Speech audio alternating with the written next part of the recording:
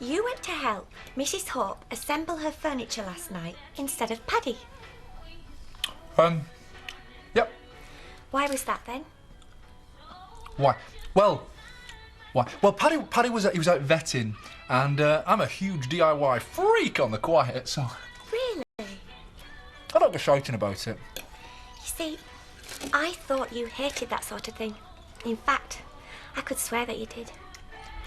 Yeah, well, I suppose you could describe it as a recently developed passion. I see. Yeah, and Paddy, you know what, it's not exactly his forte, is it? So you can imagine how relieved he was when I volunteered to take over. I'll do the dishes, shall I? It's all right. It's my turn.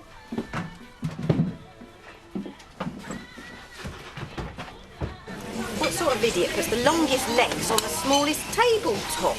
Mind? It's my boyfriend John slagging on. I'll think about it, Donna. If he can't even get to grips with a few lengths of wood, what hope has he got of measuring up in other departments?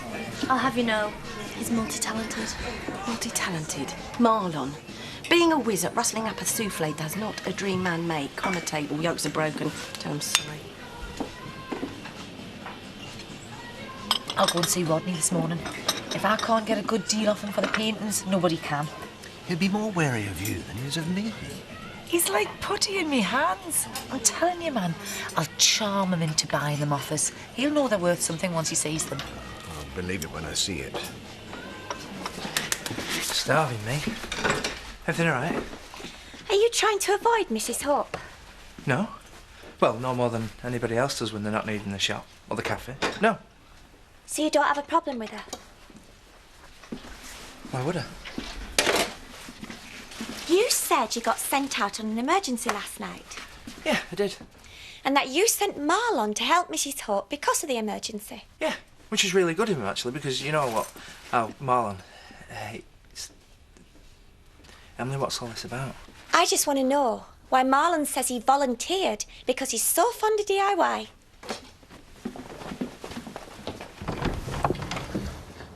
Steph. Good morning, Terry. I hope you don't mind me popping round unannounced like this, but I wondered if you would do me a favour. Depends what it is. Would you mind if I came in? Suppose so. Oh, it's just that there's something in the cellar that belongs to me. The cellar? Yeah. You see, quite a lot of my stuff ended up down there, and I just wondered if I might, take a butcher's. Oh, I don't know. I mean, obviously Oh, come on, Terry. I ain't gonna nick anything. You can come with me. Help me look. Well, go on then. Well, I suppose now that I'm buying the place, I mean, it makes sense. Hang on. What did you say? I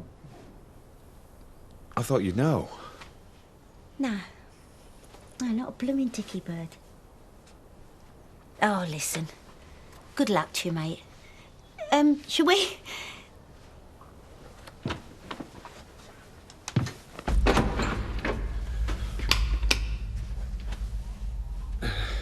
You first.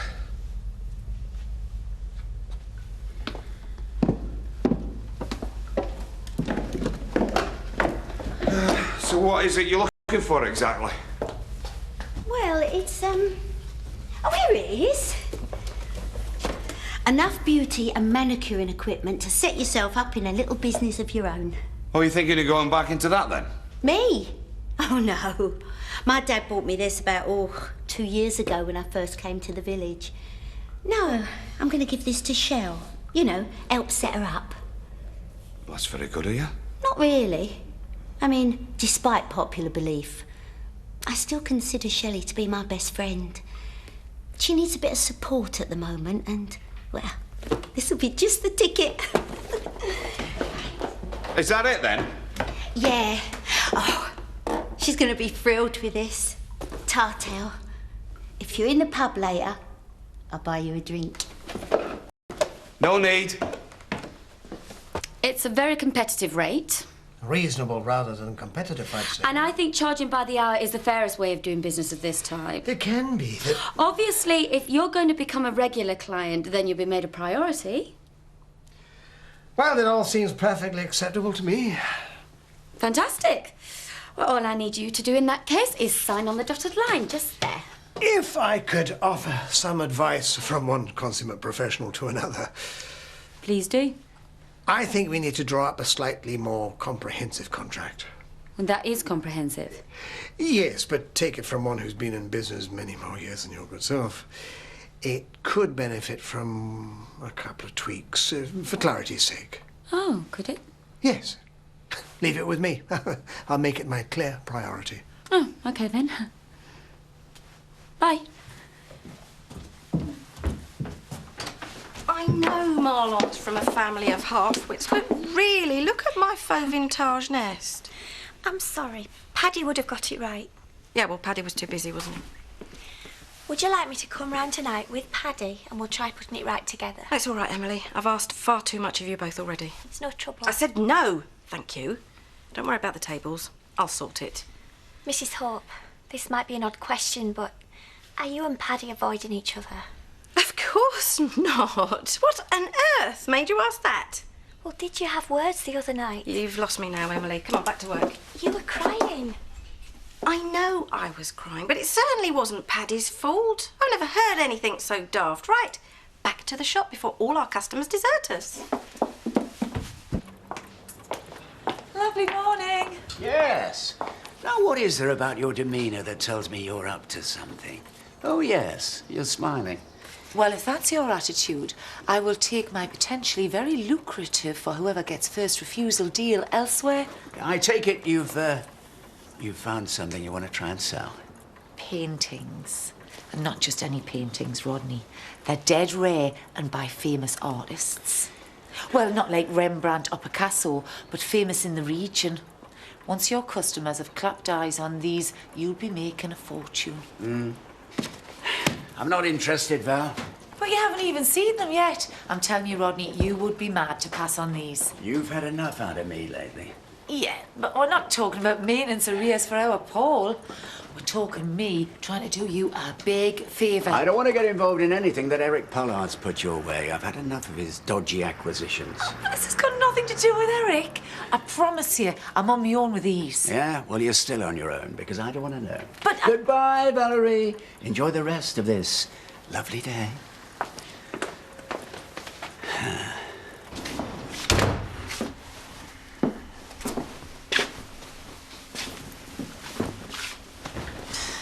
So childish. You might think so. Pathetic, really.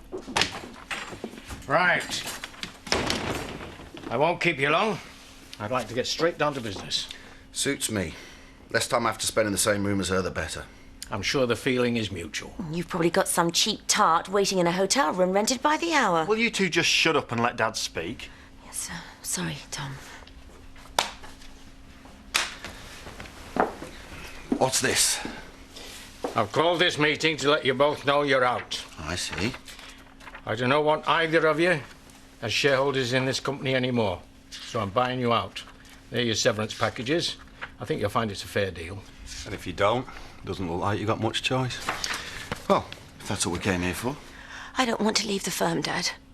I'm not your dad! Yes, I know that, but... Well, this is terribly upsetting. I had no idea you didn't see me as family anymore. It's a bit late for that, isn't it? That is a final offer based upon your shares, not negotiable. Take it or leave it. If you want me out... Which I do. You can try putting together a serious offer. That is all you're gonna get. And I think you'll find I'm just about as serious as I've ever been. I'm so sorry that it's come to this. Really, I am. But if it's what you want, then I'll take these away and have my solicitor look them over.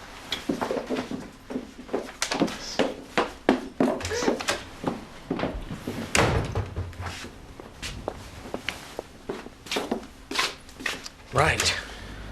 Let's get on with some work. Well done, Dad. Guess which gorgeous and glamorous lady just won a part in a major drag show? You didn't. Well, she did. And it's all down to you. How do you mean? Well, I've decided you must be my lucky charm. I want you driving me to every gig in the future. I don't think I can commit to anything on that scale. Oh, well, if I'd known it was that depressing a prospect, I'd never have asked. I'm sorry, it's not you. Good. So, what is up? Can you keep a secret? I can. It's that Thelma Louise you've got to watch, sweetheart. Come on, spill. I think Paddy and Mrs. Hope have had some sort of fight. A big one, only neither will say. Why would they be fighting? I don't know, but something's going on, I'm sure.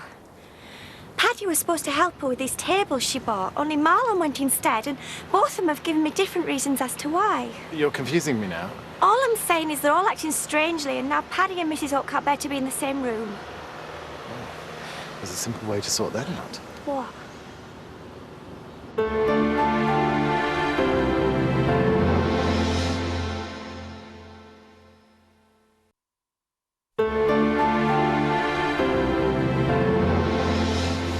I suppose we can't blame her for saying she wanted her solicitor's advice before she signs. No, but if Jimmy thinks that's not a fair offer based on his 10% share, he's not getting any more out of us, and that's final.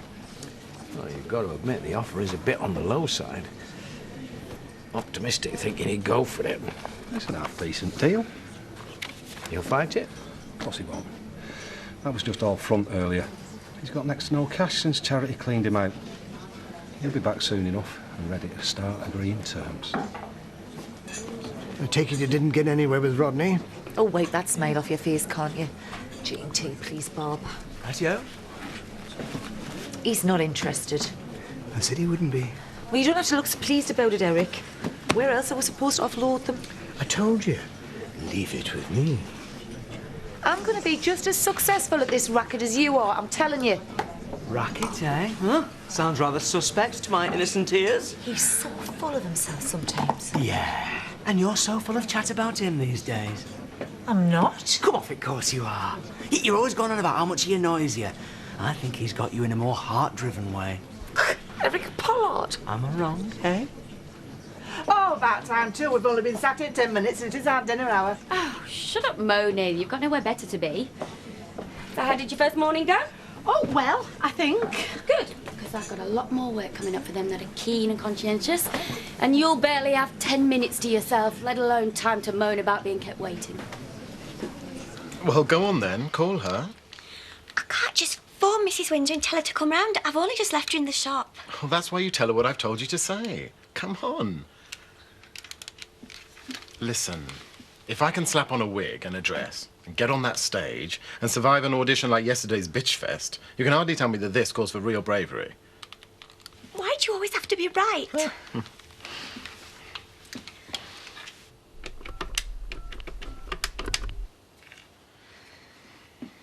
Hello, Mrs. Hope. I mean, Mrs. Windsor. It's Emily. Yes, I know I'm on my lunch break. I need to tell you something. Something personal. Could you come round to mine? I'd like it to be private. No, it can't wait till I come back to the shop. Could you come round now? And don't tell anyone. I'll see you shortly. See, that was great. Now, get punching Paddy's number in fast, then I can skedaddle. Who was it? Emily. She wants me to go over there now. Says she's got something to tell me. Can't it wait? Apparently not. I hope everything's all right. What do you reckon it's about? I haven't a clue. Look after the shop. Yeah, of course I will. What about the cafe? Got legs, haven't you? Won't be long. Contracts like the one he's offering don't come along very often. You sure he's not signed it in invisible ink? Mr. Pollard is a very influential man. Now, he might treat his common or garden workers like, well, like... Somewhat off the bottom of his shoe. Precisely. But someone higher up in the food chain, such as myself, gets the treatment that one consummate professional reserves for another. Oh, Laurel not coming to this meeting, then.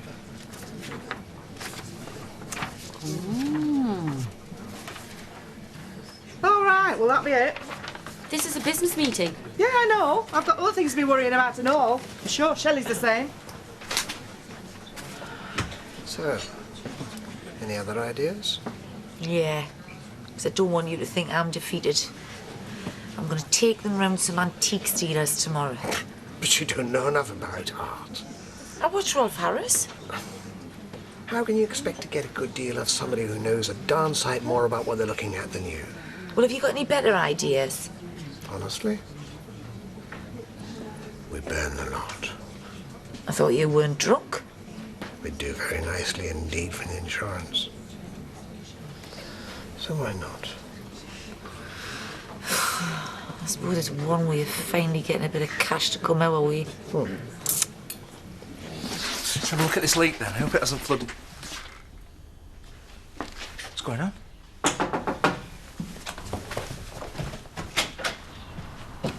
What on earth's the matter, Emily Kirk? I think you two should be telling me that.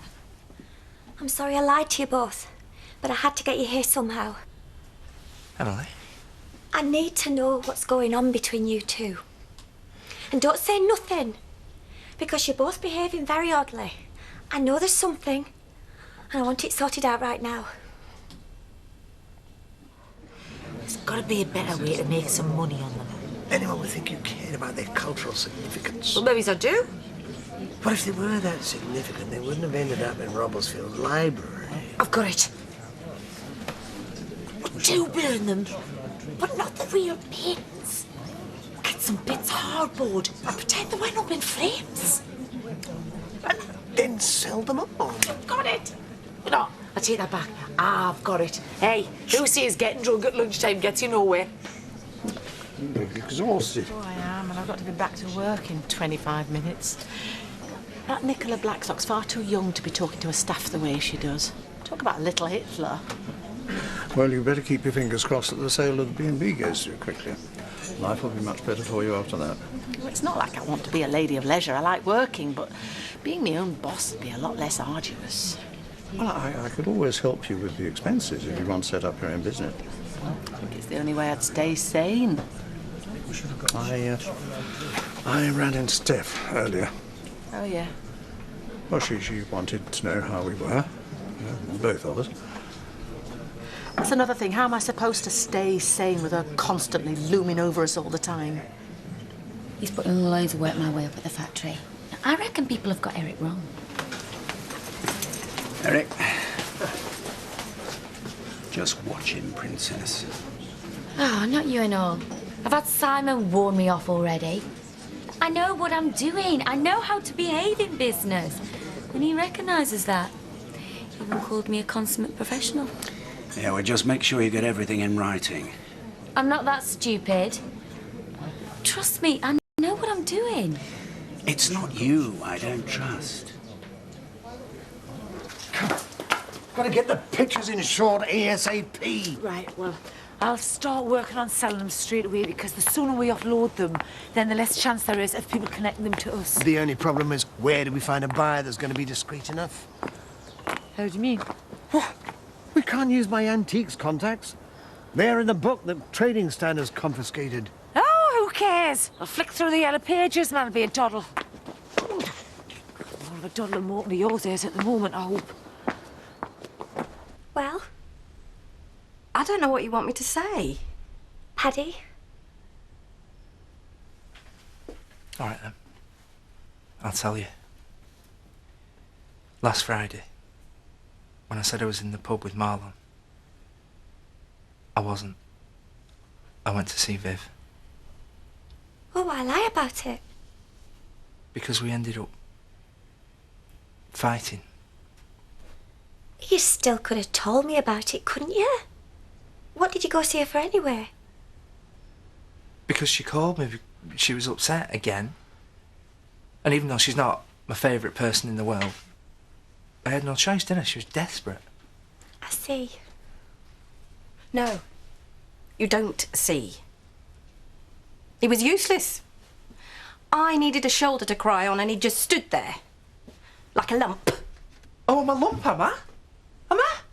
That's better than being a selfish, demanding attention seeker. I'd rather be a selfish, demanding attention seeker than some dull, bumbling idiot like you. I'm not dull. This has got to stop! What has happened to the two of you? It's pathetic, that's what it is. I mean, what's got into you? You're my husband. You're supposed to treat my boss with a little bit of respect. You certainly shouldn't lie to me about it. Yeah, I'm sorry, Emily. And I'm sorry, Viv. I didn't mean those things I said. Yeah, and I'm sorry too, Paddy. It was very childish of me to call you names. So we'll just move on and forget the whole thing. Did you call a truce? Definitely. Shake on it. Well, I'm glad that's over and we can move on. 'Cause it's been driving me mad, wondering what the two of you have got on your minds.